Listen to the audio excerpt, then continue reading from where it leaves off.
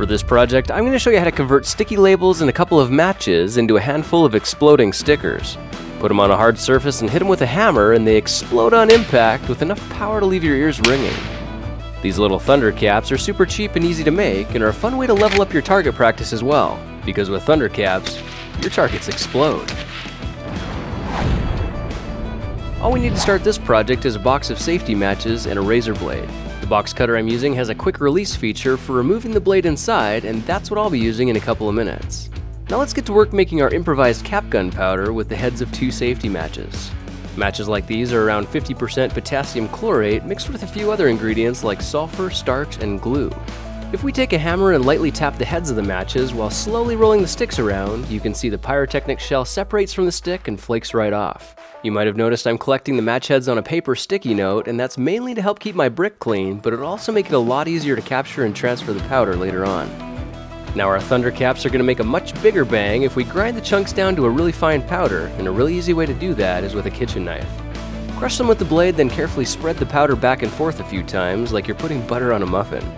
In less than a minute, you'll find you have an extremely fine match head powder that should look something like this. Alright, it's time for the second ingredient that makes all the explosive magic happen, and you'll find it right there on the side of your matchbox. Take your razor blade and slowly and carefully begin scraping the side of the box so you can harvest some of the fine red powder, and keep a sticky note or a piece of paper under the box so you can salvage as much of it as possible. This precious powder is about 50% red phosphorus mixed with a few other abrasive materials like powdered glass. Use your blade to carefully scrape the 2 powders into separate lines, but make sure they don't mix together yet, because if they do, they'll activate and become impact sensitive. The recipe I'm using for my cap gun mix is 2 parts powdered match heads to 1 part striker strip powder, so as a basic rule of thumb, just make sure your green line is twice as long as the red one and it should work just fine. The safest and easiest way I've found for mixing the 2 powders is by dropping them into a plastic party cup and carefully swirling the mixture around for about 20 to 30 seconds. This way the composition gets thoroughly mixed and there's very little risk of spontaneous ignition, but that doesn't mean it won't ignite. In fact, you should always treat your cap powder with the highest levels of caution and respect to avoid setting it off accidentally. Now hopefully you got some earplugs and safety glasses nearby, because the time has come to bust some caps. Watch closely as I smack the pile with a hammer, and you'll see the instant it makes contact, the powder explodes and vaporizes into thin air. If you don't have a hammer, it's no problem. You can actually set the powder off with anything that hits hard enough to shock it.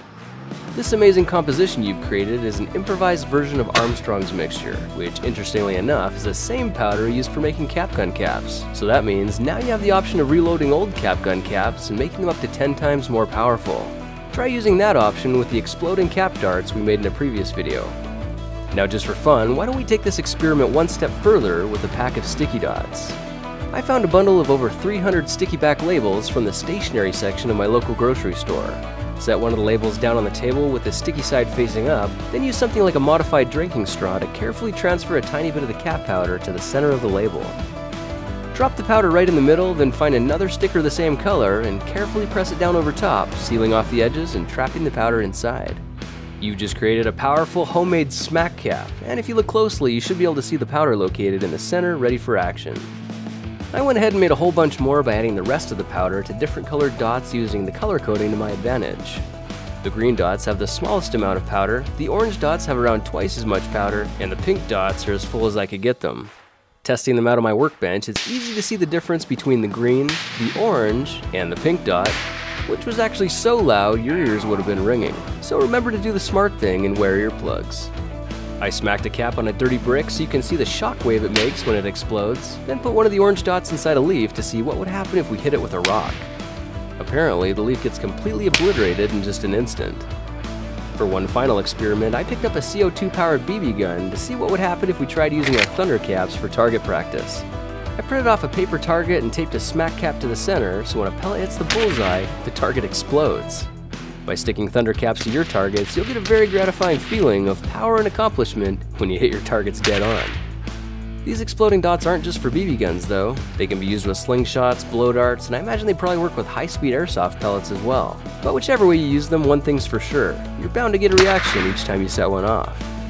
Well, now you know how to use a couple of matches and some sticky labels to make an arsenal of color-coded thunder caps. And whether you use them for target practice or just for having a bit of fun exploring science in the backyard, your thunder caps are guaranteed to be a blast. Well, that's it for now. If you like this project, perhaps you like some of my others. Check them out at thekingofrandom.com. Hey guys, that's the end of this video, but it's not the end of the adventure. Click here to see the last project and click here to see the next. I've made over 100 project videos for you to check out, and I'm still making new videos every 5 days. So click here to subscribe to my YouTube channel. It's free, and if you update your YouTube notification settings, you can get an email every time I upload. In the meantime, here are a few other videos I recommend watching. They're all favorites for different reasons, and you'll learn something new in every project. Thank you for watching, sharing, and supporting my videos, and I'll see you in the next project video. I'll talk to you then.